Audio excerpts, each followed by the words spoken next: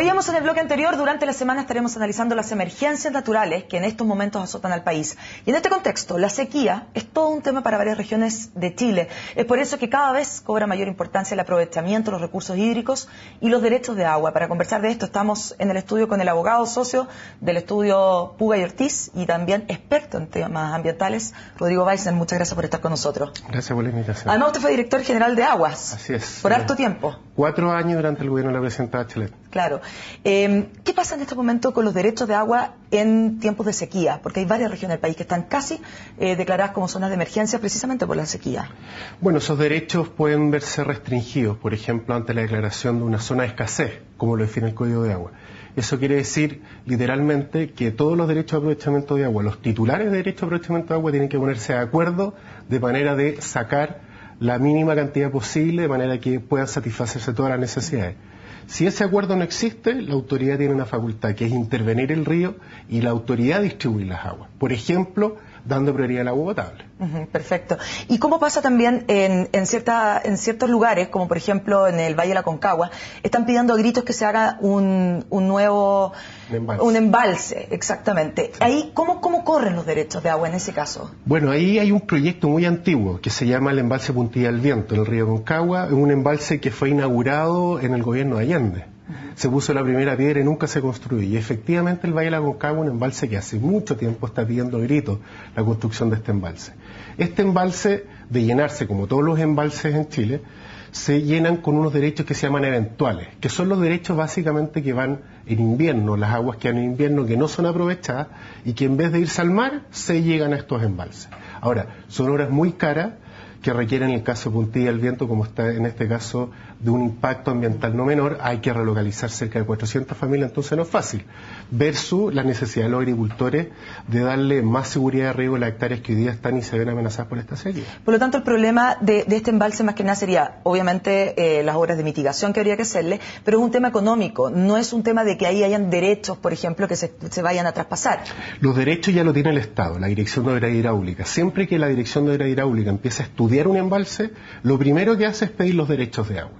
Y después empiezan los estudios de ingeniería, de manera que si se llega a construir, esos derechos ya están tomados, estos derechos que llegan en carácter de eventual. Claro.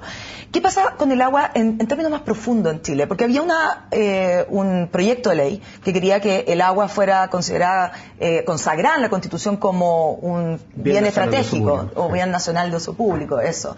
Eso todavía no ha sido aprobado y fue de hecho retirado, ¿no es cierto? Le fue retirada la urgencia, más que nada. Le fue retirada la urgencia, sí. Exactamente. ¿Qué pasa con eso? ¿Por qué no se ha aprobado? ¿Y cuál es su visión al respecto? ¿Debiese aprobarse? Yo creo que sí. En nuestra Constitución política existe, de buena manera, creo yo, consagrado a nivel constitucional el derecho a propiedad sobre el derecho a aprovechamiento de agua. El problema es que eso es insuficiente, porque el agua no solo tiene una función económica, para producir electricidad, regadío, etcétera. También tiene otras funciones, por ejemplo la función ambiental. Nadie concibe hoy día en el mundo que un río pueda secarse literalmente por sacar todo el agua. Tiene también una función ecológica, ambiental, turística, etcétera, etcétera. Y eso es necesario, por eso fue necesario enviar esta reforma constitucional, de manera que en el momento en que existan crisis en el agua, en un determinado lugar, los dos bienes, bien nacional de uso público, desarrollo económico, pueden estar en juego a lo menos al mismo nivel.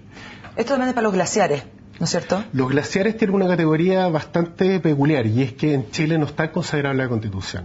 Hace 3 años atrás un grupo parlamentario envió un proyecto de ley al Congreso de manera a consagrar los glaciares como bienes nacionales de uso público y protegerlos a ultranza. Lamentablemente ese proyecto de ley finalmente nunca fue discutido. Se avanzó en una política nacional de glaciares que está implementándose en el anterior gobierno y en este gobierno también, de manera de, primero, monitorear. No se puede cuidar, ni regular, ni legislar sobre algo que no se conoce.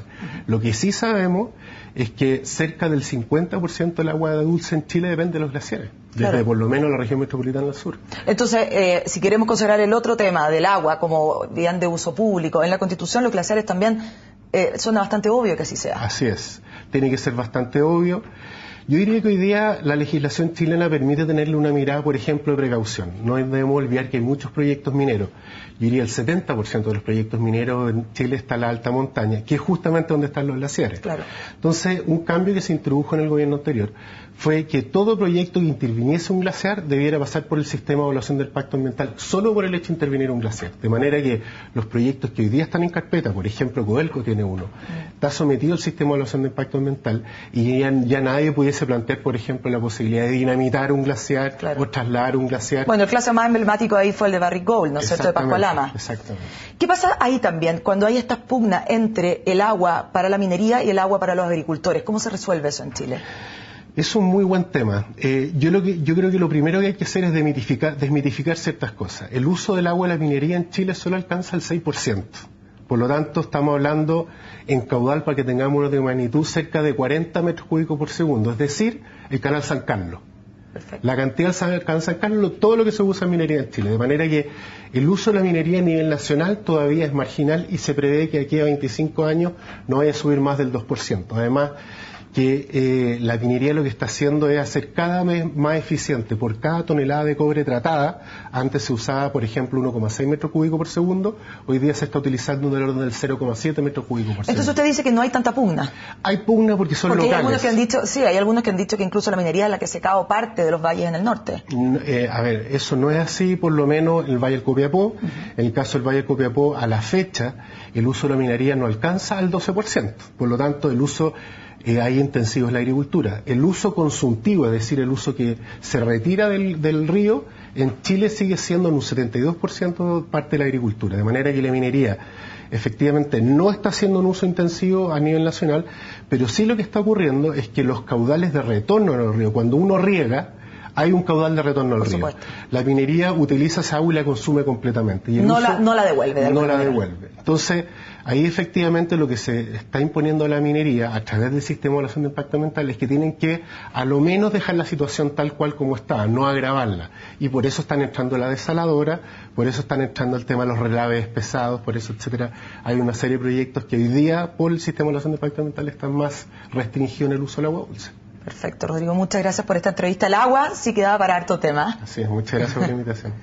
Con esta entrevista entonces terminamos este nuevo día en Agenda Económica. Como siempre, los invito a seguir juntos en CNN Chile.